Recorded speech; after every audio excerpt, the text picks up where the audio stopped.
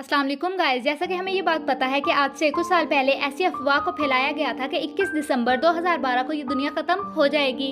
इसके बाद कुछ साइंटिस्ट और नासा के लोगों ने इस बात पर रिसर्च की। तो इस मूवी के स्टार्ट में हमें दिखाया जाता है कि एक अमेरिकन जियोलॉजिस्ट एड्रन ने इंडिया में एक एस्ट्रोफिजिस्ट सतनाम से बात की। तो उनको ये बात पता चली कि एक सोलर फ्लेयर ज़मीन को गर्म कर रही है। इसके बाद हम जियोलॉजिस्ट एड्रन को देखते हैं जो कि वाशिंगटन डीसी में जाते हैं। वो वहाँ पर जाकर चीफ ऑफ स्टाफ को अपनी सारी इन्फॉर्मेशन के बारे में बताते हैं। चीफ ऑफ स्टाफ एड्रन की सारी इन्फॉर्मेशन सुनने के बाद उसको यूएस के प्रेसिडेंट के पास लेकर जाते हैं। इसके बाद हमें 2010 के सीन को दिखाया जाता है। वहाँ सभी प्रेसिडेंट के साथ सीक्रेट मीटिंग रखते हैं और उनको बताते हैं कि हमारी ज़मीन ख़त्म होने वाली है और वो सभी लोग अब एक सीक्रेट प्रोजेक्ट को स्टार्ट कर देते हैं। इसके बाद चाइना के आर्मी ऑफिसर्स भी अपने एक मिशन को स्टार्ट कर रहे थे। वो एक स्पेसशिप बना रहे थे। उस स्पेसशिप में 1 लाख लोगों को रखने की कैपेसिटी मौजूद थी। हम वहाँ पर एक और आदमी को भी देखते हैं जो इस स्पेसशिप में काम कर रहा था। इसके बाद हमें प्रेसिडेंट की बेटी लॉरा दिखाई जाती है। इसको जब ये बात पता चलती है कि 2012 में ये दुनिया ख़त्म हो जाएगी तो वहाँ पर मोनालिसा की पेंटिंग को छुपा देती है क्योंकि वो बहुत ज़्यादा प्रीशियस होती है। फिर साल आता है 2012 का। यहाँ पर हम एक साइंस फिक्शन राइटर को देखते हैं जिसका नाम जैक्सन था। हम जैक्सन को देखते हैं जो जल्दबाजी में उठता है। उसने अपने दोनों बच्चों को कैंपियन पर लेकर जाना था। इसके बाद वो जल्दी से अपनी एक्स वाइफ के घर पर चला जाता है।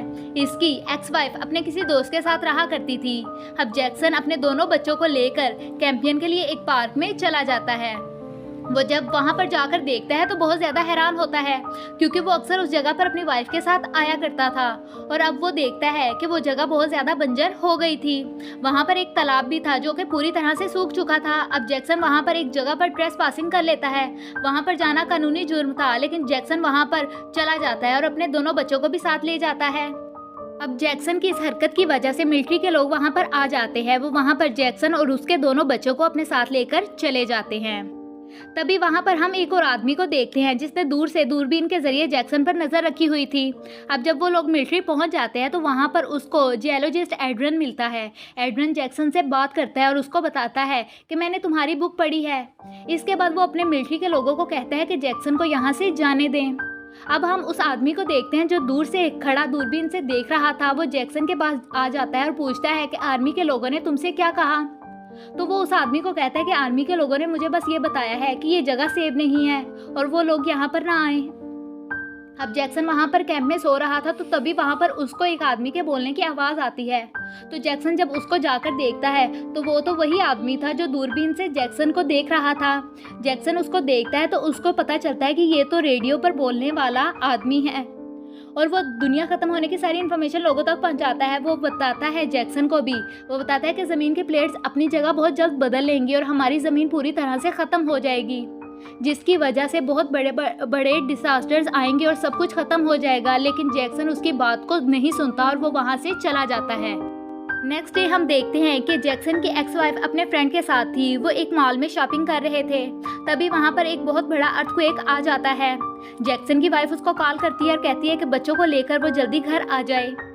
नेक्स्ट डे जैक्सन अपने बच्चों को घर पर ले आता है और उनको घर पर अपनी एक्स वाइफ के पास छोड़कर खुद काम के लिए चला जाता है।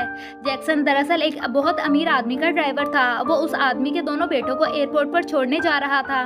तभी वहाँ पर हम देखते हैं कि कैलिफोर्निया में एक बहुत बड़ा अर्थक्वेक आ जाता है।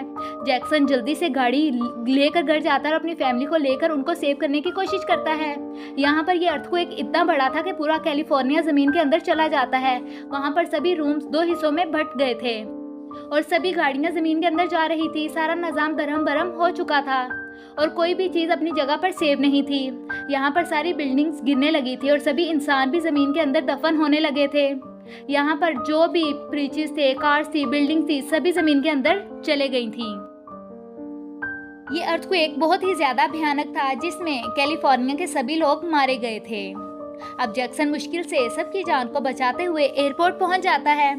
जैक्सन एयरपोर्ट पर जब पहुंच जाता है तो वहां पर वो अपनी एक्स वाइफ को बताता है कि गवर्नमेंट एक सीक्रेट मिशन पर है और उस सीक्रेट मिशन में वो एक स्पेसशिप को बना रहे हैं और इस स्पेसशिप तक पहुंचने के लिए एक मैप है और वो मैप सिर्फ उसी आदमी के पास था जो दूरबीन से जैक्सन पर नज़र रख रहा था। अब जैक्सन उस आदमी के पास उसी पार्क में चला जाता है। तभी वहाँ पर एक बहुत बड़ा वॉल्केनो आ जाता है। एक बहुत बड़ी ज्वालामुखी पहाड़ से फट जाती है। वहाँ पर जैक्सन और उसकी फैमिली को वो मैप भी मिल जाता है। वो वॉल्केनो बहुत ज़्यादा खतरनाक था, लेकिन जैक्सन बहुत मुश्किल के साथ अपनी फैमिली को वहाँ से निकलने में कामयाब हो जाता है। अब उस मैप से उन लोगों को ये पता चलता है कि वो स्पेसशिप चाइना में है और चाइना जाने के लिए उनको एक बहुत बड़े प्लेन की ज़रूरत है। अब जैक्सन अपनी फैमिली को लेकर अपने बॉस के पास पहुँच जाता है। वहाँ पर उसके बॉस के 2 जुड़वा बेटे और उसकी एक दोस्त और एक पायलट भी था जिसका नाम साशा था। वो सभी उस प्लेन में बैठकर वहां से निकलने में कामयाब हो जाते हैं। मूवी में हम यहाँ पर एड्रियन को भी देखते हैं जो कि अपने फादर से बात कर रहा था। उसके फादर एक म्यूजिशियन थे और वो इस वक्त एक शिप में ट्रैवल कर रहे थे। एड्रियन अब अपने फादर को बता रहा था कि हमारी ज़मीन बहुत जल्द ख़त्म होने वाली है और वो दोनों बहुत ज़्यादा रो रहे थे। और इसके फादर को भी ये बात पता थी कि हम लोग ज़्यादा देर तक जिंदा नहीं रहेंगे। इसके फादर को ये बात भी पता थी कि जिस शिप में वो ट्रैवल कर रहे हैं वो शिप बहुत जल्दी डूब जाएगा। इसी बीच एक ऑनलाइन कॉन्फ्रेंस में यूएस के प्रेसिडेंट सब लोगों को सच्चाई बता देते हैं और वो वहाँ पर प्रेसिडेंट ये भी बताते हैं कि वो कोई भी स्पेसशिप में नहीं जाएंगे और वो यहीं पर रहकर अपने लोगों के साथ अपनी जान को सेक्रीफाइस करेंगे। हम यहाँ पर एड्रियन और प्रेसिडेंट की बेटी लॉरा को देखते हैं जो अब एक प्लेन में बैठकर चाइना के लिए रवाना हो गए थे। दूसरी तरफ जैक्सन भी अपनी फैमिली को लेकर चाइना पहुँच जाता है। जैक्सन के साथ उसके बॉस की फैमिली भी मौजूद थी। जैक्सन के लिए ये सफ़र बहुत ही ज़्यादा खतरनाक था, लेकिन काफ़ी ज़्यादा डिफ़िकल्टीज़ के बाद वो लोग चाइना पहुंच गए थे। लेकिन इसी बीच जो इनका पायलट साशा था उसकी डेथ हो गई थी। इसी बीच हम ये भी देखते हैं कि यूएस के प्रेसिडेंट सभी लोगों के साथ एक अर्थक्वेक में मर जाते हैं। दूसरी तरफ एड्रियन के फादर जो कि एक शिप में थे वो भी मर जाते हैं, क्योंकि जिस शिप में एड्रियन के फादर सफ़र कर रहे थे वहाँ पर समंदर में बहुत बड़ा तूफान आ गया था। इसके बाद वो शिप डूब गया था जिसमें एड्रियन के फादर की भी डेथ हो गई थी। दूसरी तरफ एड्रियन को जब ये बात पता चलती है जो उसका इंडिया का दोस्त सतनाम था उसकी भी डेथ हो गई है। अब एड्रियन को ये बात पता चल गई थी कि सभी लोग आहिस्ता आहिस्ता मर रहे हैं और वही लोग सिर्फ बच सकते थे जिनके पास 1 बिलियन यूरो हैं और वो ये पैसे स्पेसशिप में जाने के लिए देंगे। ये सुनकर एड्रियन को बहुत ज़्यादा बुरा लगता है। वो कहता है कि बहुत ज़्यादा लोग बच भी सकते थे, लेकिन जिनके पास सिर्फ पैसे हैं वही स्पेसशिप में जा सकते हैं। दूसरी तरफ हम देखते हैं कि चाइना की आर्मी वहाँ पर आ गई थी और जो जैक्सन के बॉस थे जिनके पास ग्रीन कार्ड था वो उनको उस स्पेसशिप में जाने की परमिशन दे देते हैं, लेकिन जैक्सन की फैमिली को उस स्पेसशिप में जाने की इजाज़त नहीं दी जाती क्योंकि जैक्सन के पास ग्रीन कार्ड नहीं था। हम वहाँ पर उस आदमी को भी देखते हैं जो कि इस स्पेसशिप के मिशन में था। वो वहाँ पर अपनी मदर और अपने भाई को अंदर आने की इजाज़त दे देता है, लेकिन जैक्सन की फैमिली को इजाज़त नहीं देता। जैक्सन की फैमिली के बहुत रिक्वेस्ट करने के बाद वो इन्हें अंदर आने देता है। फिर किसी को भी ये बात पता नहीं थी, लेकिन वो लोग एक सीक्रेट रास्ते से अंदर जा रहे थे। यहाँ पर और भी बहुत ज़्यादा लोग थे जो इस स्पेसशिप में आना चाहते थे, लेकिन जो यहाँ का हेड था वो उनको वहाँ अंदर आने से मना कर देता है क्योंकि उनको पता चला था कि यहाँ बहुत बड़ा समुद्री तूफान आने वाला है और सिर्फ अब उनके पास 28 मिनट थे, इसलिए उन लोगों ने स्पेसशिप को स्टार्ट करना था।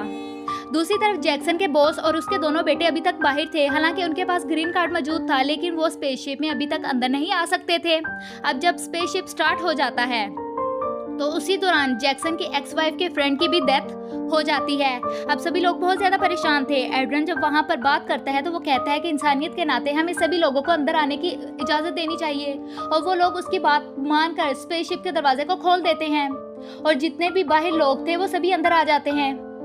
दूसरी तरफ जैक्सन भी खुफिया रास्ते से अपनी फैमिली को स्पेसशिप में लेकर आ रहा था। तभी वहां पर स्पेसशिप के इंजन में कोई खराबी आ जाती है जिसकी वजह से स्पेसशिप का दरवाज़ा बंद नहीं होता, पर तभी वहां पर पानी का तूफान आ जाता है। पानी स्पेसशिप के अंदर आ जाता है और सबको ये लग रहा था कि ये स्पेसशिप पानी में डूब जाएगा क्योंकि अंदर बहुत ज़्यादा पानी आ गया था, क्योंकि वहां पर स्पेसशिप के हाइड्रोलिक में जो टूल फंसा था जब तक वो नहीं निकलेगा स्पेसशिप का दरवाज़ा भी बंद नहीं हो सकता था, और अगर दरवाज़ा बंद नहीं होगा तो स्पेसशिप की मशीन भी ऑन नहीं होगी। अब वहाँ पर जैक्सन उस टूल को निकालने की कोशिश करता है क्योंकि अगर वो ऐसा ना करता तो सभी लोग मारे जाते और जो इतने साल सबकी मेहनत स्पेसशिप बनाने में लगी वो सब ज़ाया हो जाती और जितने भी लोग स्पेसशिप में थे सभी मारे जाते। तब दूसरी तरफ पानी भी स्पेसशिप में आहिस्ता आहिस्ता अंदर आ रहा था। जैक्सन के पास अब बहुत थोड़ा टाइम था उस टूल को निकालने के लिए। जैक्सन काफ़ी ज़्यादा कोशिशों के बाद उस टूल को इंजन से निकाल लेता है।